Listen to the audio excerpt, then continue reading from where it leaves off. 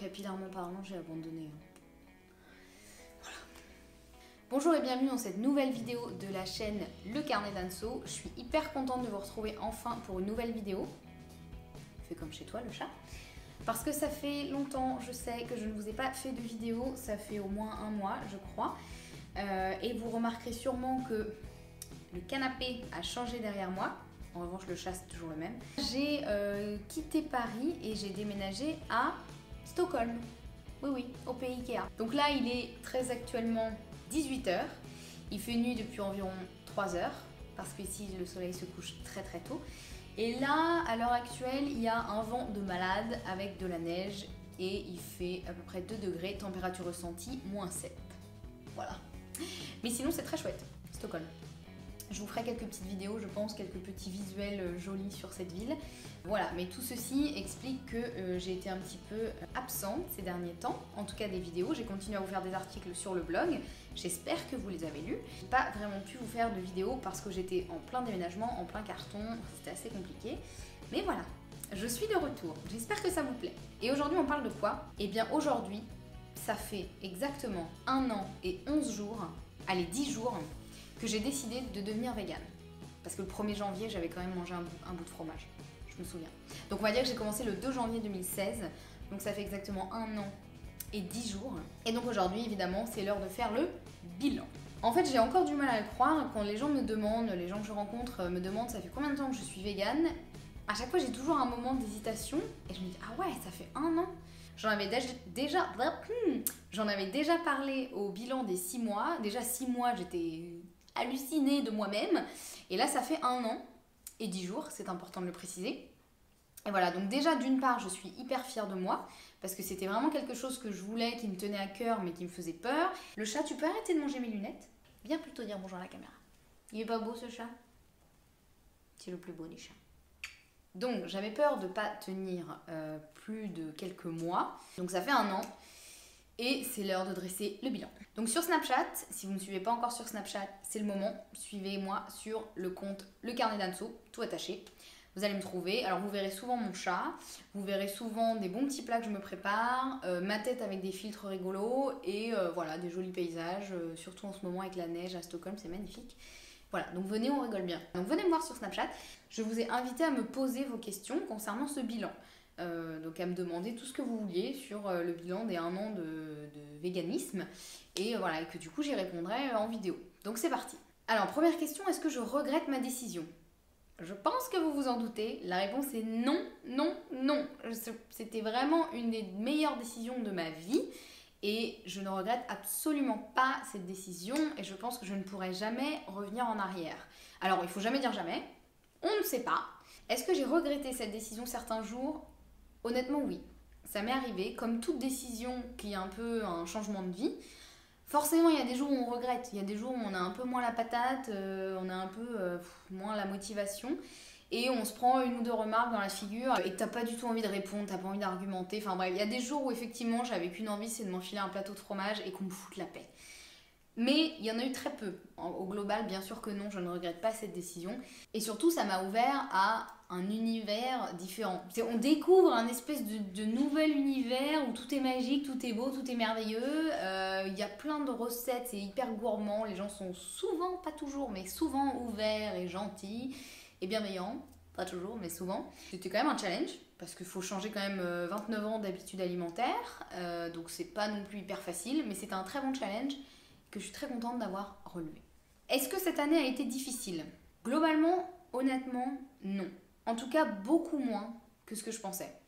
Vraiment.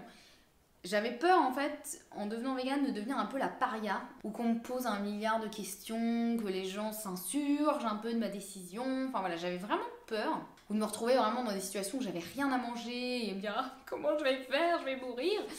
Et au final, c'est très très très peu arrivé. Vraiment. Et ça a été beaucoup plus facile que ce que je pensais. Aussi dans le fait de se passer de certains aliments. Je pensais que j'allais vraiment déprimer à cause du manque du fromage, parce que moi j'adorais le fromage, vraiment. Et au final, en quelques mois, j'ai limite oublié ce que c'était le fromage. La plupart du temps, si j'en ai pas sous le nez, j'y pense pas, ça me manque pas du tout. Vraiment, c'est incroyable comme finalement le corps et les habitudes qu'on a sont assez faciles à changer à partir du moment où on en a vraiment envie et qu'on a un vrai pourquoi. Alors, mes plus grosses surprises pendant cette année, je dirais qu'il y en a eu 3. La première, c'est vraiment la réaction de mon entourage, justement, parce que j'avais peur de le dire au début. J'ai l'impression de faire un coming out un peu, tu sais, j'ai un truc à vous dire, voilà, je vais arrêter de manger des produits d'origine animale. Et au final, tout le monde a hyper bien réagi, enfin, personne s'est moqué de moi, personne m'a dit, mais quoi, mais c'est quoi cette nouvelle lubie, mais t'es complètement dingue, tu vas mourir, enfin... J'étais vraiment surprise, agréablement surprise, donc voilà, je remercie tous mes proches de votre bienveillance, ça m'a fait vraiment du bien pendant cette année. La deuxième, c'est en fait la facilité à manger vegan un peu partout. Honnêtement, je pensais que j'allais devoir tirer une croix, ça se dit, tirer une croix, sur le fait d'aller au restaurant. Si c'était pas dans des restaurants véganes, je me disais bon bah tant pis, j'irai plus au restaurant. Quasiment partout, j'ai pu trouver en fait, il suffit de demander quoi. Quasiment partout où j'ai demandé, on m'a jamais dit ah non c'est pas possible. Bah, vous allez manger du pain. Donc voilà, donc j'étais vraiment étonnée de ça et c'est agréablement surprise. La troisième grosse surprise, c'est la facilité avec laquelle je suis devenue végane justement. Parce que comme je vous l'ai dit au début, je pensais vraiment que j'allais galérer. Au final, bah, ça a été beaucoup plus facile que ce que je pensais. Donc ça, c'est plutôt chouette. Quels sont les facteurs de réussite pour devenir végane avec le sourire? Alors selon moi, il y a un énorme facteur, c'est d'avoir un vrai pourquoi. De savoir pourquoi on le fait. De ne pas le faire pour faire plaisir à quelqu'un, de ne pas le faire parce que c'est tendance et qu'on a envie de faire comme tout le monde. Il faut avoir un vrai pourquoi qui fait que dans les moments où on a un petit coup de mou, on se dit oh là là, finalement c'était plus simple quand j'étais pas végane, je pouvais faire comme tout le monde, pas me poser de questions, pas regarder la liste des ingrédients, voilà. Moi, généralement, ce que je faisais, c'est que je regardais des vidéos ou des documentaires, enfin des trucs qui parlaient de vegan. Et je peux vous dire qu'à chaque fois, ça me remettait direct dans le droit chemin parce que ça me rappelait mon pourquoi. Ça me rappelait vraiment pourquoi j'avais choisi de faire ça. Et du coup, bah, c'était beaucoup plus facile. Je me disais, ah ben oui, c'est vrai. Mais non, mais évidemment, je peux pas faire autrement. C'est comme ça, je l'ai décidé, j'ai un vrai pourquoi. Il est important pour moi et je continue, quoi. Un autre facteur de réussite, c'est de rester un minimum flexible. Parce que comme je vous disais, dans n'importe quel restaurant, j'ai pu trouver des plats véganes, alors qu'ils n'étaient peut-être pas à 100%. Je m'explique. Par exemple, je leur demande une assiette de pommes de terre sautées avec des légumes. Et bah, il se trouve que je me suis rendu compte après que les pommes de terre, elles avaient été sautées dans le beurre. Elles n'avaient pas été rissolées dans l'huile. Bon, bah voilà. Du coup, bah, ça je pouvais pas savoir, j'ai pas demandé, ça m'est pas venu à l'idée, et puis bah tant pis, je les ai mangés quand même, et voilà, je me dis bah c'est pas grave, j'ai fait mon maximum, j'ai demandé vraiment un plat 100% végétal. Après, j'ai pas pensé à demander la cuisson, dans quoi ils allaient le cuire, etc. Et le plat est à 90-99% vegan, parfois il est pas à 100%. Bah tant pis, j'ai fait mon maximum, et voilà, c'est pas pour autant que je vais aller m'auto-flageller et voilà, marcher à genoux sur des clous. Je sais pas d'où ça me vient cette idée, bizarre. Autre question, est-ce que j'ai craqué durant cette année? Eh bien oui, je vous en ai déjà parlé sur le blog, effectivement, il m'est arrivé de remanger de temps en temps un petit bout de fromage. Je l'avoue. Le reste, non. Et un tout petit bout m'a suffi, quoi. Du coup, ça m'a pas fait l'effet de oh, du coup, il faut que je mange tout le fromage, quoi, j'en peux plus. Et non, pas du tout, ça m'a fait bon bah ouais, j'ai mangé un petit bout de fromage, j'ai trouvé ça bon, ça m'a fait du bien, voilà, on passe à autre chose. Et après, j'en ai pas eu envie pendant des semaines, des mois, enfin voilà. Donc c'est aussi dans ça, je vous dis, il faut rester flexible. Si à un moment vous avez un truc sous le nez, que vous n'en pouvez plus, que vous avez trop envie, il faut d'abord vous poser la question de vous dire est-ce que si je le fais, je vais me sentir mal après? Parce que ça c'est important quand même, si c'est pour culpabiliser pendant une semaine après, ça sert à rien. Mais si vous vous dites bon bah ok, je suis ok avec moi-même, je vais manger un petit bout de fromage, c'est comme ça. Et généralement moi je le disais à mes proches, je disais voilà, vous m'en voulez pas si je mange un bout de fromage, parce que j'avais peur en fait aussi qu'on me jette la pierre, quoi. Qu'on me dise ah t'es nul, tu dis que t'es végane mais tu manges du fromage.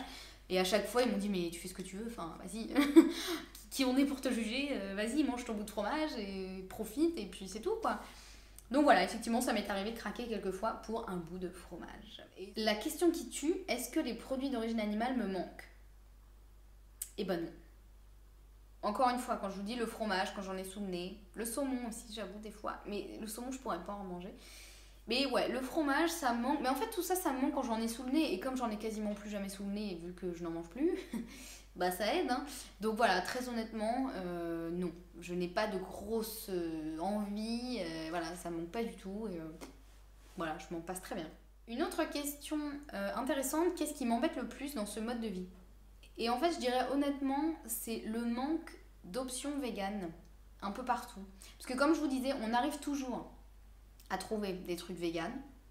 Enfin, quand on va dans un restaurant, généralement quand c'est fait maison, voilà, ils arrivent toujours à nous cuisiner quelque chose. Mais c'est pas au menu, quoi. C'est-à-dire qu'il faut toujours demander, dire voilà, je voudrais un plat, il n'y a pas de produits d'origine animale, etc. C'est rarement dans le menu, c'est rarement écrit, enfin il y a rarement des options vraiment véganes dans les restaurants d'une manière générale et dans les supermarchés. Alors il y en a de plus en plus maintenant et c'est très très bien, il y en a vraiment de plus en plus, mais c'est récent et moi il y a un an, il n'y en avait pas autant on va dire. Et c'est vrai que ça c'est un peu chiant de devoir à chaque fois que je prends un produit, regarder la liste des ingrédients, etc. La dernière fois par exemple, ça m'a quand même ultra choqué, des mousses au chocolat. Normalement, les mousses au chocolat, à la base, on est d'accord, l'ingrédient c'est l'œuf. J'avais entendu dire qu'il n'y avait pas d'œuf dedans. Je me suis dit, tiens, peut-être c'est vegan. On va regarder. Peut-être qu'ils ont utilisé un autre truc, on ne sait pas. Bon, il se trouve que le premier ingrédient c'est de la crème, hein, donc voilà, tout à fait diététique. Mais en plus de ça, donc tu peux dire, ouais, jusque-là, ok, c'est végétarien. Eh ben non, parce que dans la liste des ingrédients, à la fin, il y avait de la gélatine bovine dans des mousses au chocolat. Non, mais où va-t-on? C'est quoi ce bordel? Donc même les végétariens, faites attention, regardez la liste des ingrédients, parce que même une petite mousse au chocolat, bim, gélatine bovine. Donc ça m'énerve. Ça, franchement, ça m'énerve, d'autant plus que maintenant, il y a du lait dans tout, il y a des œufs dans tout, c'est super chiant. Donc ça, c'est vrai que ça m'énerve. Après, la bonne contrepartie, c'est que ça force à cuisiner soi-même et à acheter des produits qui sont le moins possible industriels. Voilà, au moins on sait ce qu'il y a dedans et puis on n'a pas ce problème-là. Mais des fois, quand on a la flemme et qu'on a juste envie de s'acheter un plat tout prêt ou je sais pas, un truc classique, bah ouais, il faut quand même regarder la liste des ingrédients et souvent c'est pas vegan. Dernière question, et maintenant il se passe quoi? Parce que c'était mon défi pour 2016 de devenir vegan, donc la question peut se poser, ok maintenant on fait quoi? Est-ce qu'on revient en arrière? Évidemment, vous l'aurez compris, non. Et en plus de ça, vers la fin de cette année surtout, je me suis intéressée aussi à ce qu'il y a dans mon dressing et ce qu'il y a dans ma salle de bain. Et du coup, ça va être le ton donné à l'année 2017, ça va être ok, l'alimentation c'est fait, maintenant on va se pencher un peu plus sur les cosmétiques et les vêtements, sans oublier l'alimentation, parce que je suis quand même une gourmande. Donc voilà, attendez-vous aussi à ce que dans mes vidéos, j'en parle un petit peu plus de cosmétiques vegan, de vêtements vegan, etc. Voilà, j'espère que ce bilan vous a plu. N'oubliez pas, vous pouvez me retrouver sur tous les réseaux sociaux, Facebook, Twitter, Instagram, Snapchat et j'en passe. N'oubliez pas de liker cette vidéo si elle vous a plu, ou de la non-liker si elle vous a pas plu. Faut s'exprimer librement dans la vie. Laissez-moi un petit commentaire si vous avez d'autres questions concernant ce bilan des 1 an ou si vous avez envie de voir d'autres vidéos sur le sujet ou sur d'autres sujets. Lâchez-vous, dites-moi tout, je vous attends. En attendant, je vous embrasse et je vous dis à bientôt pour une prochaine vidéo. Ciao!